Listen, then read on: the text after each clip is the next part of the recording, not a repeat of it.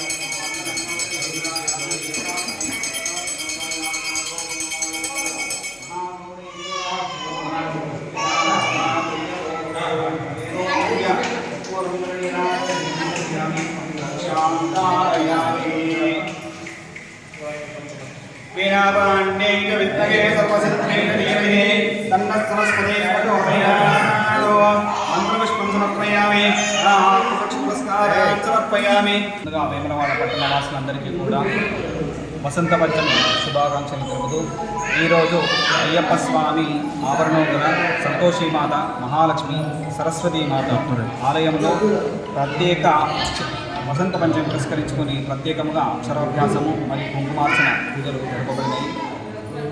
మరియు ఇక్కడికి చాలామంది భక్తులు కూడా ఈ అక్షరాభ్యాసంతో పాల్గొని అమ్మవారి పాత్రమైనారు. అందరికీ ముందుగా వసంత పంచమి శుభాకాంక్షలు. వసంత పంచమి అనగా మన సరస్వతీదేవి జయంతి.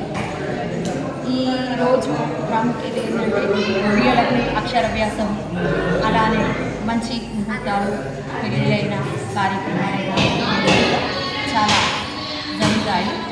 కావున ఇక్కడ అయ్యప్ప గుడిలో ఉన్న సరస్వతి మాత దగ్గరికి అందరూ భక్తులు దర్శనం చేసుకోవడం, తమ పిల్లలకు అక్షరాభ్యాసం పెట్టడం జరుగుతుంది. వేములవాడ ఈరోజు వసంత పంచమి రోజు నా అయ్యప్ప స్వామి దేవాలయంలో శ్రీ మహా సరస్వతి అమ్మవారు దగ్గరికి వచ్చి మా కూతురు ఈరోజు అక్షర అభ్యాసం చేయడం నాకు చాలా ఆనందంగా ఉన్నది.